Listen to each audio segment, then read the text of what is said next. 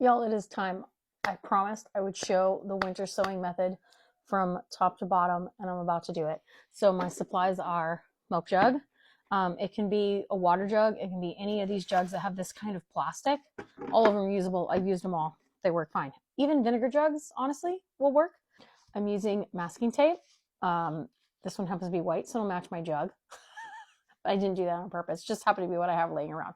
You want this over packing tape because it's going to stick longer, and sometimes you have to open them up to look, and then when you want to be able to close the tape, you need something like this. Packing tape won't do that. This is just a like a box cutter that I'm going to use to cut the jug, and then this is a garden pin, not a Sharpie. Sharpie doesn't necessarily stay. And I've also had people use the advice that you write what it is that you are planting on the outside and on the inside. That way you have it in two different places. I haven't had too much of a problem with it completely being like, I don't know, it's completely mystery variety. I've been able to figure it out. But just in case, I always do that. So let's dig into this. First thing you're going to do, I like to hold it by this thing. Of course, use caution anytime you're using a cutting tool. You can also use scissors or whatever it is that you want. I find I can control this better, so that's why I use these. So I'm holding it by the handle. Basically, I want to create a hinge with this area that's right here. This right here is going to become the area that becomes where it bends once I cut into it. So I'm going to start on this side of it, and I'm basically going to kind of try to follow a semi-straightish line that, if nothing else, the tape is going to be there. So I kind of go from one side and then the other and hope that I get close to each other. You just have to be careful. You want to always cut away from yourself, never cut towards yourself or your appendages. There you go. So this is what we wanted to create right here. So that opens up. And what's going to end up happening is we're going to close it after we put our dirt and our seeds in. We're going to tape this up, and then we're going to water it through that top hole. So you don't need the lid anymore for these guys. So I save these jugs all year round because I know that I do a lot of winter sowing because it's so easy for me here. And it gives me the tactile fun of getting to like take the plants out of here and plant it. There are a lot of things that probably you can winter sow that you can directly winter sow. It's all going to depend on your zone. So again, go check out that zone. So there it is. It's all cut open like that. Close up my knife so I don't hurt myself. These were some of my seeds. Some of these have been open. Some of them weren't. These were ones that aren't in the organizers. They were outside of the organizers, meaning I planted some last year or I wanted to plant them last year. Didn't get to it because I had my bout with pneumonia. But I went through all of these and picked out these 4 varieties that I want to winter sow today. So the first one is this money plant, Linaria annua. Second one, I have 2 kinds of this. They're Canterbury bells. There's a deluxe mix and a calican. I don't know how you pronounce that. Then I'm going to try some basket flower. This is a brand new one to me. I've never tried these at all. I'm super excited about that. Actually, I've never tried the money plant either, so that's kind of fun. And then this pink lace flower, and I want to actually do the blue and the pink because I think they're just really, really cool.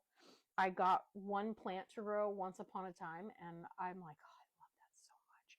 The blue is fun because it's a blue that you don't get like in cut flowers all that often. So I'm going to do this one because I have it, but I put it on my list to order some of the blue to do some of the blue as well. So those are the 4 varieties. For this one right here, I'm just going to go ahead and pick one. Ooh, that's hard. I don't know. I mean, I'm going to do 4 anyway, so it doesn't really matter. I think I'll do the money plant. So you're going to look at your package. Always read your package information. Let's get my handy dandy glasses because I need them. I take it back. Should have checked this beforehand. Let me start up from the very beginning. Check your seed packet and Google it whether you can. This, when I Googled it, said you could winter sow these, use this method of winter sowing for these. But the packet says not recommended to start inside. It says 2 to 4 weeks before your average last frost date, does not transplant well. Sow in biodegradable pots to reduce root disturbance. So I'm going to pass on this one actually. I'm going to put it in a special pile. I do have biodegradable plants. I have biodegradable pots that I'll put it in. So I'm going to pass on that one for you this minute. What else we got? Let's look at one of these other ones. let's do the basket flower. This one, sow in place in fall or winter, mild climates. Okay. Remove spent blossom. It doesn't say that it will have an issue with being transplanted, so I think that's good.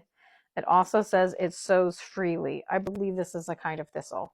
These are really cute and flower arrangements, and honestly, down there at the flower farm, I don't care that it spreads. That's the point. So I'm gonna go. Let's do these basket flower, and this is pink. So let's check it out.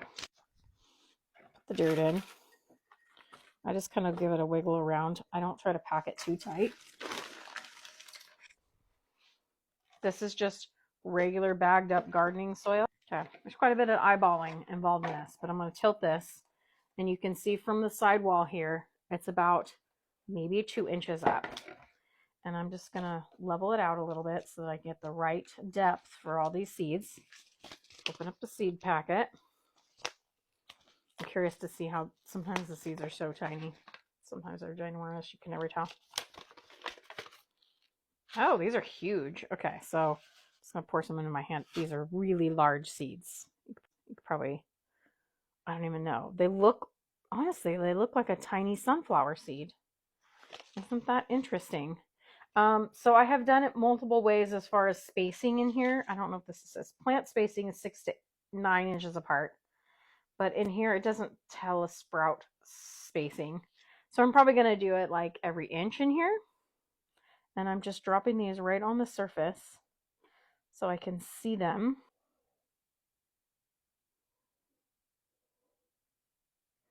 I have like 2 left. I'm just going to sprinkle them.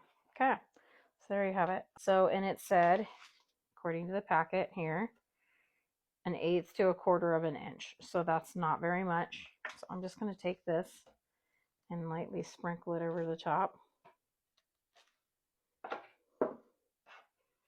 And then kind of tap to get it where I want it.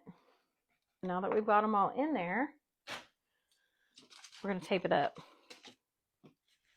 No, we're not going to tape it up. I lie. We're going to write it what it is in here. This is basket flower pink. Easiest way to show you. Put that side towards you there. Start the tape on the crack.